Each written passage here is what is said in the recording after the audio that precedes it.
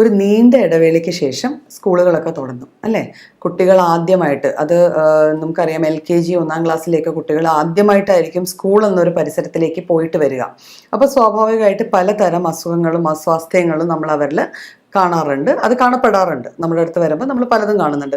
പിന്നെ ഈ ഒരു കാലാവസ്ഥയുടെ ഒരു പ്രത്യേകതയിൽ, അതായത് മഴയും നല്ല വെയിലും ചൂടും, പ്രകൃതി ഒരു വല്ലാത്തൊരു കാലാവസ്ഥയിലൂടെയാണ് കടന്നു പോകുന്നത്. അപ്പോൾ ആ ഒരു സമയത്ത് അതിൻ്റേതായ ഒരു ചെറിയ ജലദോഷം, മൂക്കൊലിപ്പ്, അങ്ങനെ പല പല അസുഖങ്ങളുമായിട്ടായിരിക്കും പലപ്പോഴും കുട്ടികൾ വീട്ടിലേക്ക് വരിക.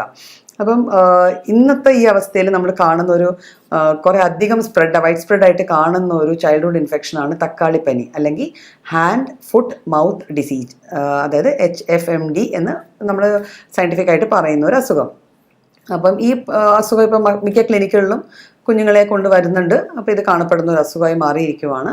അപ്പോൾ എന്താണ് ഇത് കോസ് ചെയ്യുന്നത്, എന്തിൽ നിന്നാണ് ഇത് വരുന്നത്? ഇതൊരു വൈറൽ ഡിസീസാണ്. അപ്പോൾ സാധാരണ വൈറൽ ഡിസീസുകൾ, വൈറൽ രോഗങ്ങൾ വരുന്ന പോലെ തന്നെ ഈ വൈറൽ ഇൻഫെക്ഷൻ നമ്മൾ ഒരു കുട്ടിക്ക് വന്നു കഴിഞ്ഞാൽ ഈ വൈറൽ ഡിസീസിൻ്റേതായ ഒരു കോസ് ഉണ്ട്. ആദ്യം ചെറിയ ജലദോഷമായിട്ട് വരിക, പിന്നെ ചെറിയ ശാരീരിക അസ്വാസ്ഥ്യങ്ങൾ വരിക.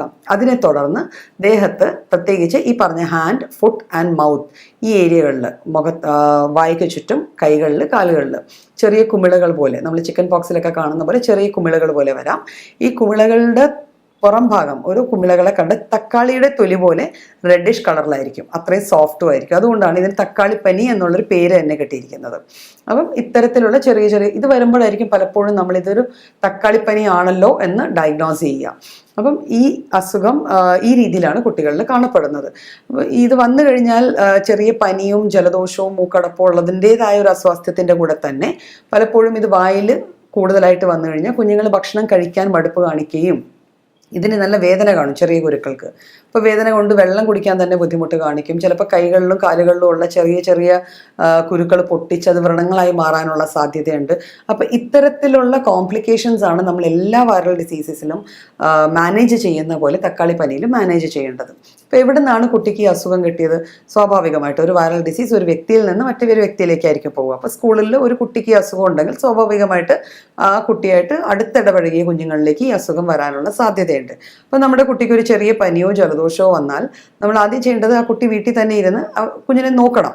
ആ പനി മാറുന്നത് വരെ നോക്കുക. ഇത്തരത്തിലുള്ള എന്തെങ്കിലും സ്കിൻ റാഷസോ ലീഷൻസോ വരുവാണെങ്കിൽ അത് കെയർ ചെയ്യണം.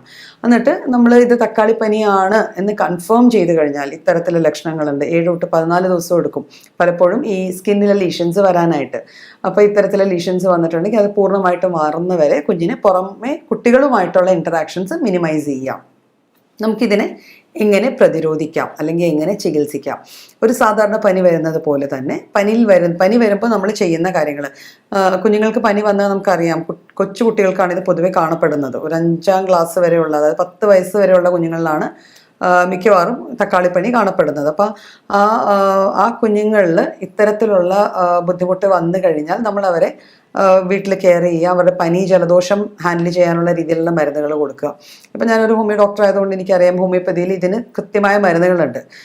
കുഞ്ഞുങ്ങളിലെ വാശി കൂടുക, കരച്ചിൽ കൂടുതലായിരിക്കും, വേദന കൊണ്ടുള്ള ബുദ്ധിമുട്ടുകൾ കൂടുതലായിരിക്കും, ഭക്ഷണം കഴിക്കാനുള്ള മടുപ്പുണ്ടാവും, അതുകൊണ്ടുള്ള ഒരു ക്ഷീണവും തളർച്ചയുണ്ടാവും. അപ്പോൾ ഈ ഓരോ ലക്ഷണങ്ങളൊത്ത് തന്നെ നമുക്ക് മരുന്നുകൾ കൊടുത്ത് കുഞ്ഞുങ്ങളെ അതിൽ നിന്ന്, അസുഖത്തിൽ നിന്ന് നമുക്ക് കെയർ ചെയ്ത് ഹാൻഡിൽ ചെയ്യാൻ പറ്റുന്നതാണ്.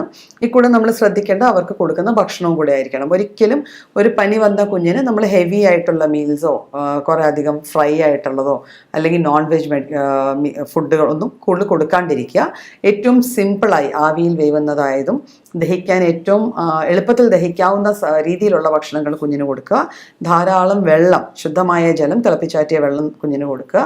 പരമാവധി പുറമെയുള്ള കോൺടാക്ട്സ് കുറഞ്ഞിട്ട് കുഞ്ഞിൻ്റെ അസുഖം മാറി എന്ന് ഉറപ്പ് വരുത്തി കഴിഞ്ഞ് മാത്രം ബാക്കി കുട്ടികളുമായിട്ട് ഇൻറ്ററാക്ട് ചെയ്യാൻ സ്കൂളുകളിലേക്കോ അല്ലെങ്കിൽ കളിസ്ഥലങ്ങളിലേക്കോ വിടുക.